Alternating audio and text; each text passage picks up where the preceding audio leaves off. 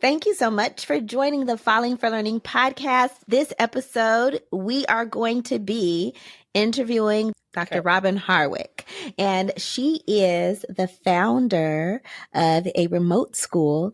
And we're going to talk about how this could be a good strategy for your child, how you might join her school, and how she fell in love with learning. Hi, thank you so much for joining the Falling for Learning podcast. We have this podcast to help parents and caregivers with having the resources, strategies, and tools needed to make sure that their children are on track for learning and to stay on track for success. Thank you so much, Dr. Robin Harwick, for joining us. How are you doing? I'm doing well. Thank you for having me. I'm excited for our conversation. Yes, me too. Let's get into what was it as a child that had you fall in love with learning? I always loved learning. I was a nerdy kid. My joke is that I always got so many tattoos later in life so that people didn't know what a nerd I was. And my friends always said, we still knew. I had a really natural curiosity and I loved reading. And, I was the kid who always had a book in my hand and, hiding out in my room to finish the book and everything like that. Interesting though, I never knew that I was going to become an educator, even as much as I loved learning. So I think it is just like following my natural curiosity and my natural passions. And then I would say by fluke or by fate, here I am. Okay. Do you have educators in your family at all? I do. My auntie was a principal. So again, surprised that I didn't know I was going to be an educator. And my great aunt was also a teacher. Yeah. Okay. I tend to see there's some kind of educator lineage, Seems to be, yeah. Even if it's sometimes not formal, right? But yeah. Absolutely. Okay. And so your curiosity, tell us about your educational journey. Yeah. So, I was labeled gifted and talented in school, which we now are finding out more and more that really meant that most of us were probably neurodivergent and we didn't have the language for it back then. Okay. So the discourse for the young people today talking about this has been really interesting for me. But I was never challenged in school. So I never learned study skills. I showed up. I got good grades. Nobody paid much attention to me. I graduated. And when I tried college the first time, I didn't persist. I thought that it would work just like high school. And I didn't study and often didn't go to class and went to take the tests and failed. Oh my. Yeah. Okay. So that's where you met your first kind of challenge. Yeah. Before that, you just were able to get it. And so you didn't have like a challenge, like you didn't really have to study. Wow. Exactly. That's so interesting. Exactly. And so that is something like as parents, we need to think about, right? If our kid is just getting things, that we may need to find some challenge for them so that later on they could be successful. So that's something that maybe they didn't think about, yes. Right? But luckily, you said you tried your first time and wasn't successful at college. Okay. So, yeah. So so you were failing. What happened next? I was failing, but I would like to back up a little bit. Oh, back it up. That was super important. So about 25% of kids that are identified as gifted and talented end up dropping out of high school. Yeah. And exactly what you picked up on, what happened for me and for many students that I've worked with since, once you figure out, like, I can only get an A. I can't go beyond that, right? And because of classroom sizes and other types of challenges, teachers might not even realize that this student is not being challenged. Right. And so we see it in behaviors. Kids start getting in trouble in school. They start, skipping school and all of those kind of things. So for parents, that are listening, it's really important to figure out, is this like, is because I can't do it and they need more support, or is it because it is just so easy for them? They're not interested, right? That's something to really, because like you were saying, Dr. Harwick, is like the teachers might not connect with that issue. But as a parent, you need to make sure that you are giving them that challenge. You're helping them to stay motivated. And I think we don't talk about it enough, right? That we do know that as an educator myself, I know that is a statistic that our gifted and talented students will drop out. Like there's a percentage of them that will. And so, just thinking about loving learning, right? And not just getting the learning for the purpose of getting that A. And one way it was described to me too was like that growth mindset versus the fixed mindset, right? So once they meet the challenge, sometimes it's like, what? And like, I guess I'm not good at school anymore, rather than like, because they haven't had the challenge, like, oh, well, maybe I need to keep working on this. Like they don't have that growth mindset. They're just like, okay, I'm done being good at school because I failed the test. And it's not that I need to do better or work on it because they haven't had to before. So thank you so much for highlighting that. Yeah. So going back to my journey, so I dropped out and I went and did other things. And then I decided to go back when I was 25. And I did my undergraduate, and then, life kind of went and did life things. And then I went back. I've always had a very research brain, and I was working at a research institute.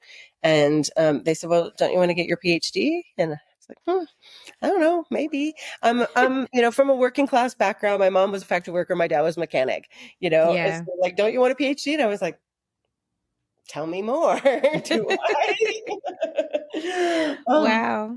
Yeah. And so mentors said that, I really should get one. And so I was the only person in my cohort. I was older in life by this time. I Right. had 2 kids, and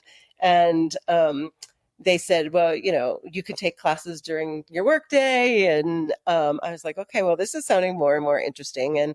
And so I finally decided to go, but I was the only one in my cohort in my doctoral program that hadn't like wanted a PhD. And I was kind of like, this seems like it's working out. And again, that love of learning. I'm learning things. I'm, getting to read. I'm having this opportunity to talk with really knowledgeable people about things that I care about, which, were kids that struggled like I did during my transition into adulthood. And I had seen so many people struggle during that early, young adult period that I wanted to get more information so I could support kids in their transition more. And so, Okay, so that's your study, right? That was your so what do you get your PhD in? I understand what your study was, but yeah. So it's secondary special ed and transition. okay. So yes, and that's another thing that I guess that people may not know is that gifted and talented students are also part of the special education under the special education umbrella, right? Exactly. So yeah, exceptional needs or like maybe disabled, a learning disability or something like that. They fit under that same umbrella. Yes. Okay. And so you were able to go back and talk to kids like yourself. Yeah, for my dissertation work, it was a little bit unique because I'd worked a lot with kids in the child welfare system. So I really looked at the intersection of child welfare and disability. Mm-hmm. So my dissertation study was on the transition to adulthood for young adults with disabilities. So, again, really looking at understanding what worked well for kiddos that had a lot of circumstances beyond their control. And then can we go like, because you're saying some students were gifted. Were you studying gifted students or students with disabilities or range of students? Just a range of students. Yeah. Okay. All right. And where did you study? So at the University of Oregon. I've got my master's and doctorate there in Eugene, Oregon. Nice. Okay. And then so what was your like career like after your like what kind of, tell us about your career. So, I'm a curious person and I love learning. So my career takes me in different paths. So I have worked a lot in child welfare. I've worked in substance use disorder, worked in research. I've worked a lot with tribes across the United States. And, I'm always looking for ways that I can help solve systemic problems. And anytime that I think about, here we have these systemic problems and we need more supports, we need more services, we need more resources, it always comes back to education for me. And that's why I love your Falling for Learning. I love the name of your podcast because Thank you.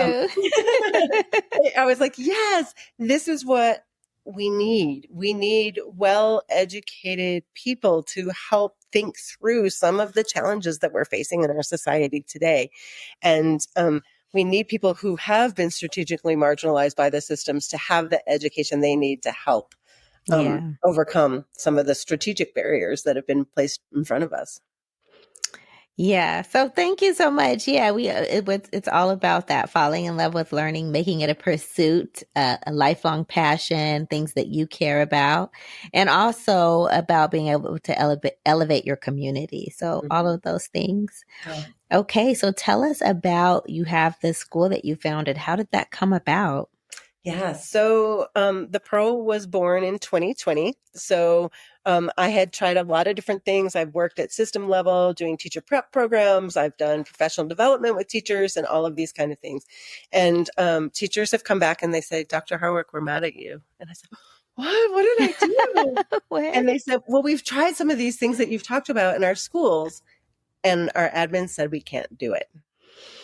And I said, okay, tell me more, right? And so here we've got this structure again. And, again, I'm a research scientist. I have a PhD in education. And so, what we're learning about is evidence-based practices. And, so what my teaching is about is how to deliver evidence-based practices in school settings. Yes. Well, there's barriers saying you can't do that. You can't do that. We also know that there's a gap between research and practice of about 13 to 15 years. Right? Yes. So, long story short, I was teaching at an in-person school as the pandemic hit. My kiddo was going there as well, and I wasn't trying to say too much about the experience I was having in the school because we weren't using best practices. Pedagogy was behind the times because I seemed like my kid was having a pretty good experience. But then when we went into lockdown, he said, I'm done. I'm going back to homeschooling. I'm not doing this anymore. Right. And so he doesn't remember this because he was 16, early in the morning for him. And he's making a quesadilla and I started ranting about the school because I was still working there. I was determined to finish the year, even though we were online. Mm-hmm. And he's like, oh, you should just start your own school. What did you say? From the mouths of babes, right? From the mouths of babes. He doesn't remember because he was like early in the morning and 16, and so I pitched it online and said, I'm thinking about starting a remote democratic school. And within 24 hours, I had 100. Do it. And so that was April 16th of 2020. We launched in the fall of 2020. Okay. So who did you send this out to? Just on Facebook. It was just like one of those Facebook posts. And, I carefully craft Facebook posts, which I think are going to be so insightful and crickets. But this was just like a flip it. Like, I'm going to start this school. And everybody's like, do it. And so I did. Love that. Okay. Wow. So tell me about this name. Okay. So there's a couple reasons for the name. One, as a child, I loved pearls. I loved that you had to go through the muck to get them. Okay. And that it was hard to find them. And I was always really attracted to them. And I was never attracted to like diamonds or anything like that. But pearls were always really special to me. I also had the honor and privilege of studying with Dr. Art Pearl at the University of Oregon. And he and his partner, research partner, wrote the Democratic Classroom Theory to Inform Practice. So literally the book, when I was in grad school and I was so upset about like things I was seeing in the education system, everybody said, you need to go talk to Dr. Pearl. He was probably 85 or 86 at that time and had been retired for years. So they said, you're going to love him because he can say whatever he wants. He's been retired forever. Right. Like, what are you going to do? What are they going to do? So I met with him. We bonded immediately. I started reading the book, which was written in 1999. And there was this roadmap of how we could do education better. And I was like, we don't need another study, another intervention. Like, it's right here. Somebody just needs to do this.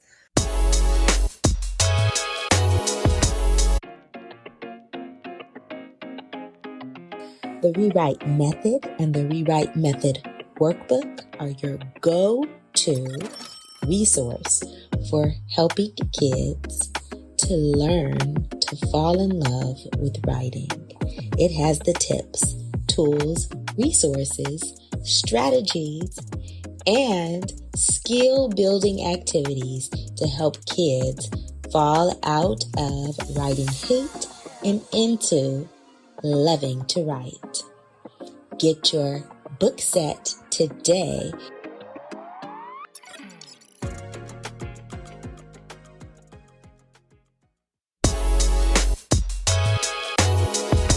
This episode is going to include Tiffany's tips. She is a homeschooling mom. She's been on our show before, and she's going to give us some tips about what she does. She's a mom of 3, and we're going to get some tips from her on how to get our children the competitive advantage. What have you been thinking about? One thing that comes to mind is this book that is called 30 Million Words, Building a Child's Brain. Oh, that's good. It goes into how much words help the brain development. And it talks about how when you start from before they can even talk, when they're just babies babbling, you know, how babies babble. And I often see people going, "Oh, really? What happened, baby?" You know, engaging with the baby's babbles and maybe copying what they're doing. If they're going ba ba ba ba, you go ba ba ba ba, you know, to that's also communicating and helping develop their brain. And it just talks about how the more words they know, the more that they'll have, like you said, that competitive advantage, and the more their brains will develop and help them as they grow up. And I liked how they kind of broke down this point of how to go about doing this. And they called it tune in, talk more, and take turns. Okay. So the tune in aspect is, let's say you have a child that's like building blocks, right? And you notice that it's getting tall, and you just go over and you kind of notice what they're doing and seem excited about it and interested. Yeah. Like, oh, wow, I see you have red and green and blue. Wow, this is really tall. How tall is it going to be? Just kind of tuning in and observing what they're doing. The talk more aspect of it is about how you can just respond to them when let's say you want them to do something, like put your shoes on. Instead of just barking orders, get your shoes on, we got to go. Maybe saying, hey, we need to get our shoes on so that our feet aren't cold when we go outside, or so that our toes don't get wet because it's raining out. So we got to get our shoes on. So you're going to put one foot in and another foot in. You have 2 feet, engaging in conversation. Okay. Narrating what's going on. I love to take my son, who's 3, to the grocery store. And we have a ball because I'm in there talking about everything that we see, everything that I pick up. We're going over colors. We're going over numbers. We're noticing the letters in the store. It's a whole learning experience. But we're just shopping for groceries, And that really highlights, like, one of the things, like, this book is called 30 Million Words. And for those of you who don't know out there, that many kids come to school behind, right? And this show is all about giving kids the competitive advantage. And the way to not have them behind is actually talking, having that vocabulary. And so, what Tiffany is saying is the opposite of barking orders. Put your shoes on, sit down, be quiet. Instead, having conversations and talking more and more about why we're doing things, what we see, how to do things. And that really helps grow the child's vocabulary, because when we only bark orders at kids, really don't engage with them in conversation, they have limited vocabulary and limited understanding about why they're doing things. And so that 30 million word I believe that's a 30 million word gap or something, right? Or that the kids have, because you've just said, sit down, be quiet, stop, don't, instead of, like she's saying, we need to put our shoes on because our feet might get dirty. Our feet might get hurt if we don't have any shoes on. It's time for us to go. And this is how we get ready. We put 3 things on. We put on shoes. We put on our coat. We put on our hat or something, and it keeps our ears warm and our head warm. And all of those words is like, oh, that's a lot of talking, but that's what our kids need to have that competitive advantage, rather than the opposite side of that is a disadvantage with not understanding, not having the words, not having the reasoning. Yes. And I do want to add that the book is called 30 Million Words, Building a Child's Brain by Dr. Dana Suskin. Art was very dedicated to public schools. And so when I decided I wanted to do this and I wanted to call it the Pearl, I reached out to his family and said, because he had passed a few years before, and I said, I have this idea. I know your dad wouldn't be thrilled if it wasn't in public school, but I think this is the time to do this differently. And we'll become a nonprofit and have sliding scale so that we can make sure that we live in the spirit of Dr. Pearl. And his daughter said, I'm in. What do we need to do? And then his granddaughter was one of our first students as well. Oh my goodness. Yeah. That is amazing.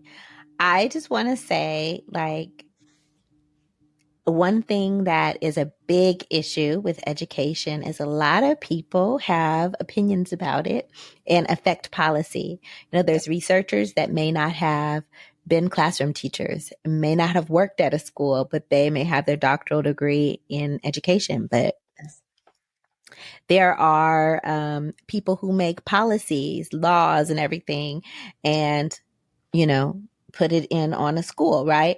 But they don't really have information from classroom practitioners, right? Maybe they talk to a researcher or something. So there's this huge gap, like you said, between research, policy, and actually the practice that's going on in schools.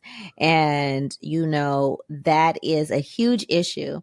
And I make it akin to, like, if, it doesn't matter the designer. If I come and design your house, you could be a world-renowned designer. If I never talk to you about your house, how you use it, the functionality, how you use your space, would you like to use your space? You can have this great design, but it just doesn't work for you, right? Because you didn't tell me that, oh, I like this space for reading and I need a space here to do yoga and I need to do, so somebody else, like, they may need a workout room that has weights in it, or it's just different ways that people use space, and that's practical for your family. And, the same thing with teaching. They're coming in, designing our classrooms or our policies, and they don't even know what we need. And then it's so different depending on the class for that year, right? Because the last year's class could be totally different. Same subject, same age, but different group of kids need something a little different. And, even then different classes, different school settings, different, cultures. There's just so many things that, really are specific that policies don't always fit to. And again, they're not even talking to any teacher, a lot of them, let alone like a specific teacher, so I'm glad that there's someone out there that's actually putting those boots on the ground and putting that research into practice. So thank you so much for doing that. And to your point, I also teach at the school because I never wanted to be one of those academics or admins that you're like, when was the last time you talked to a kid? 1982. Right, but I've got my PhD. Right. And the language, the slang, the music, all of those things. Yes, right. You can hear it in admins and professors that haven't been around kids because the stories they tell are not relevant for today's youth, right? So not at all. I have to learn about what video games they're into and all of these kind of things. But the other thing for my teachers, when they say, well, I don't know if we can, I say, well, you can, because I'm in the classroom, right? And I'm doing this. And would you like to hear different ways that I incorporate differentiated instruction? So differentiated instruction is mandatory for every single kid. So for parents that aren't aware of that kind of language, that means that we have classes capped at 10 students, and teachers need to change the way that they're giving instruction to make sure that every kiddo in that classroom gets the information they need to be successful. Say that again. 10 kids. That's amazing. I love that. And we're online, and so 10 is kind of the magic number. And I've taught graduate students at 12, 15, and I really like 10 because nobody can fade away. And so for the shy kids, I say, there's only 8 of you in the class today. And when you were in the class of 30, I know that you could fade to the back and nobody noticed you. But if you're not talking, there's 8 of you. I can notice that you're not talking with us today. That's amazing.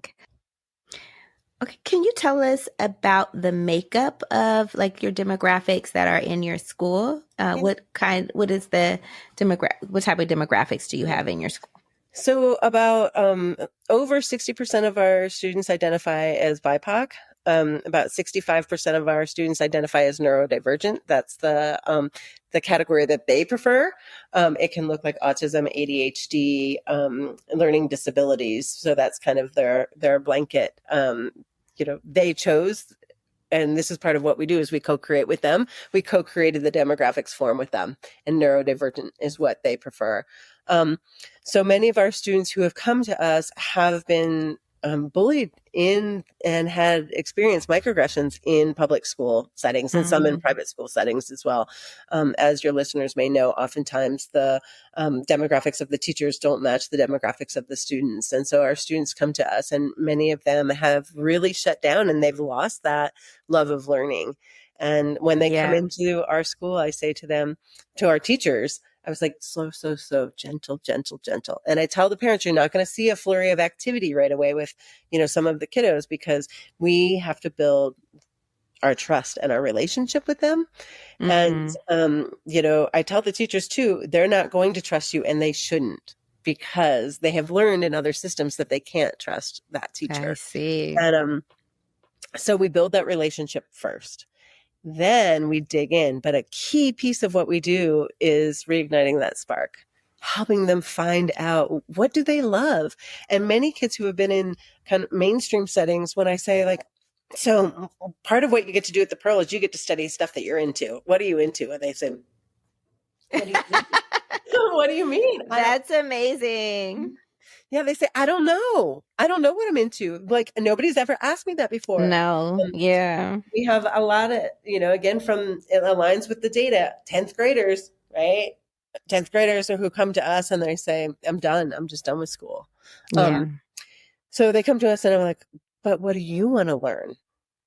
And they're like, I have no idea, because I've tried and my day was so full and I was just trying to check off boxes and do what needed to be done. So I don't know what I like.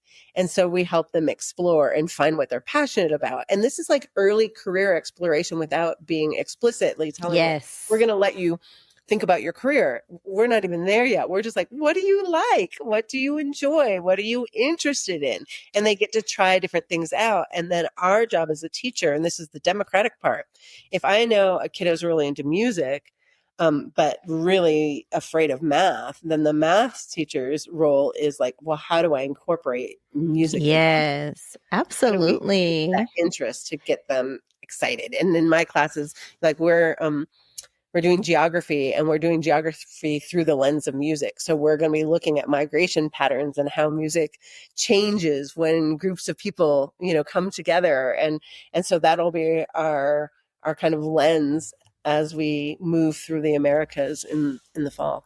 Oh, you said fall 2020 is when you started. Yes. Okay. And it's a high school, correct? So it's 9th and 12th? But we have to change our name because we do offer educational choices to middle schoolers as well. Right. So I have had 3 now middle schoolers that have come to me, set up a meeting to meet me by Zoom and say, I don't want to wait. I want to be in your school now. And if a 13-year-old is willing to meet with a stranger and say, I need to be in your school now, I said, well, let's try it.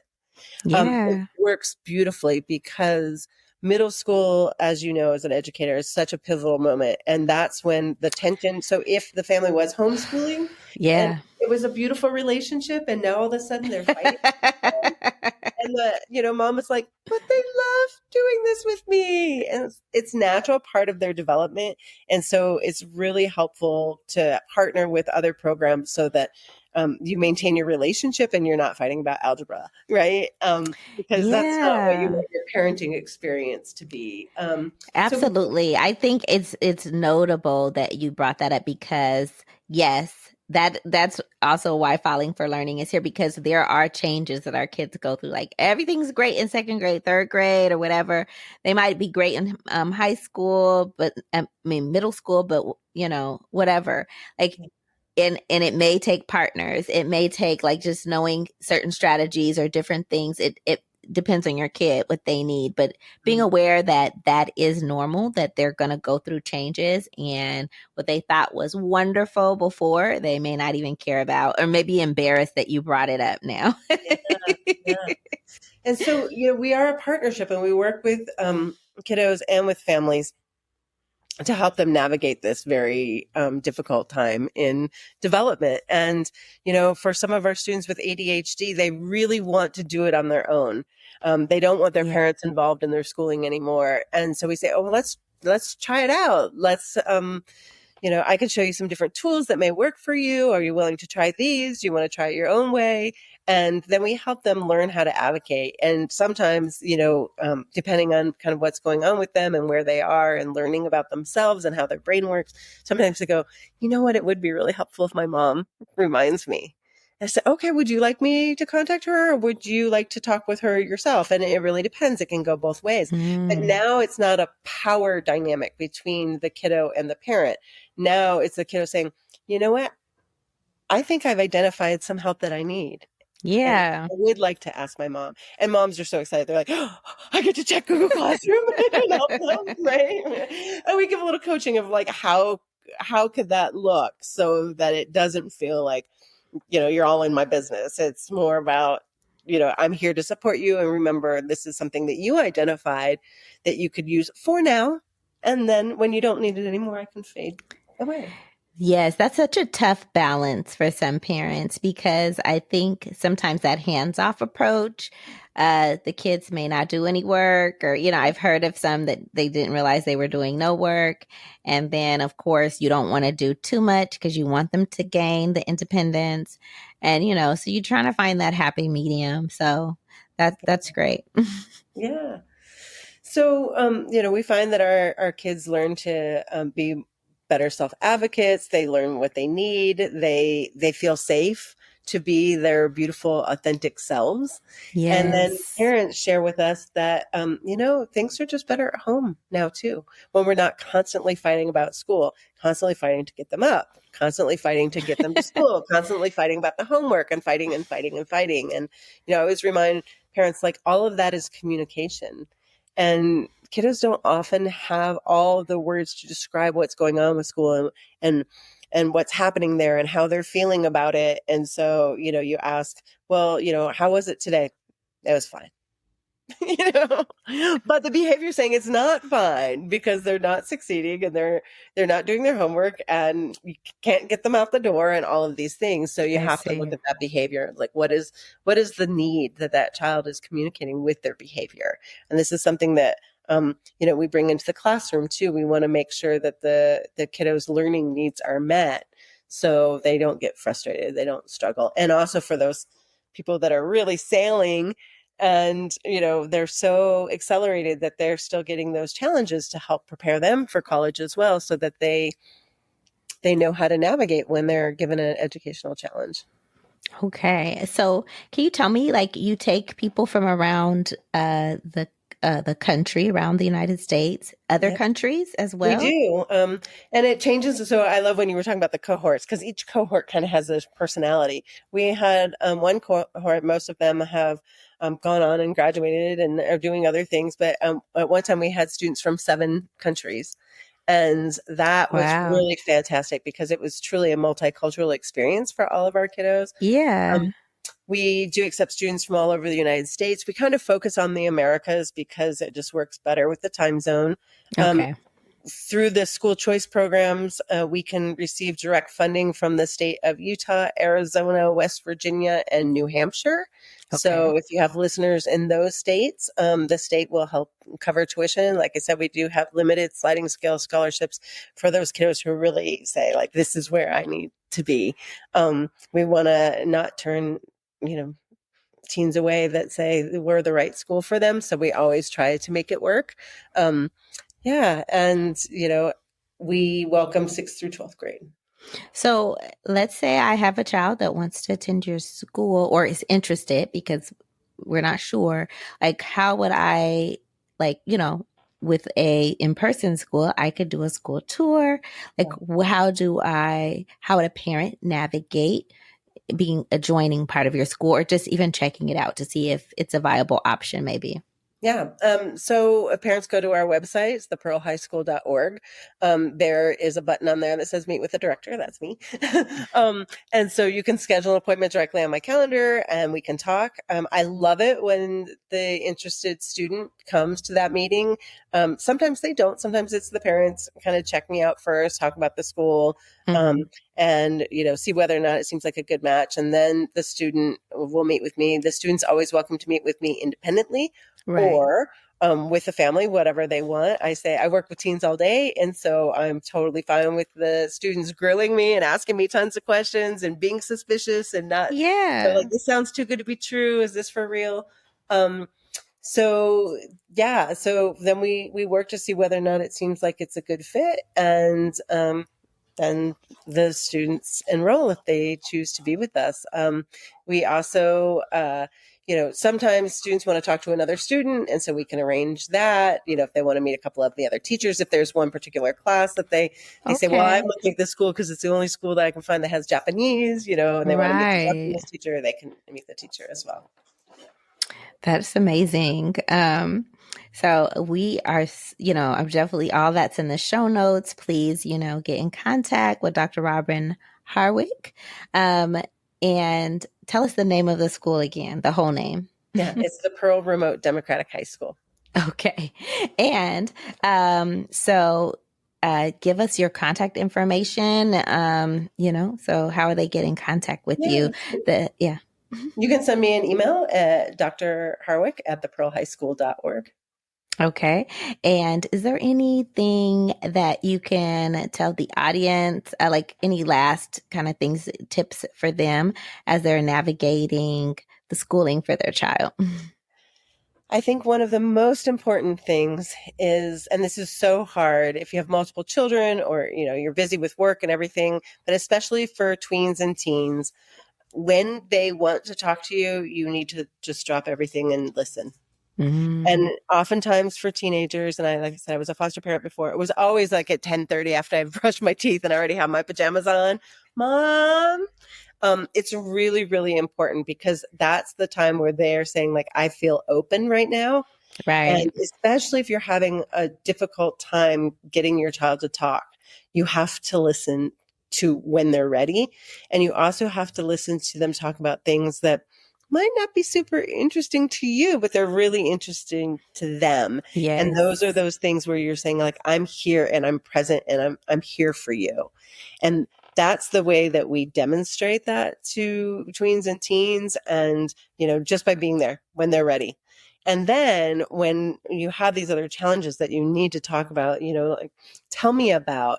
And so asking those questions, tell me about what's going on in math right now, instead of, I noticed that you have a F in math and you haven't turned anything in, right? Like, yeah. Kind of like, tell me about what's going on, and listen to see what's going, their perception is their reality. Even if the teacher's saying one thing and saying, that's not true, that's not happening, that's the way it feels to the child. I see. And that's really important because that's their experience. It feels like that teacher's bullying me. It feels like I'm being pushed to the side. It feels like I'm stupid, right? So those are Okay. all feeling real. And so the more that we can say like, okay, I hear you. How can we work through this together and build that collaboration? That's such a great, like such sage advice, right? Like, because it is easy to say, like, no, the teacher's not bullying you. You actually didn't do this, didn't do that, Yeah. but just accepting, like listening, like I'm listening to you and knowing like that's their perception. And we know that our teenagers could have skewed perception, but we don't have to point that out. Just helping to help them work through it and think through it. I think that's so great. So thanks again for joining us, Dr. Robin Harwick. And all the information is in the show notes. And for our audience and our listeners and our viewers out there, do something today that's going to give your child the competitive advantage. Have a great week. Thanks Take care. again. Thank you. Thanks again for supporting the Falling for Learning podcast. New episodes go live every Saturday at 5 p.m. You can watch us on youtube.com at Falling for Learning or listen on all major podcast platforms such as Apple, Google, Audible, Spotify, and much more. For more resources, visit fallinginlovewithlearning.com. We really appreciate you. Have a wonderful week.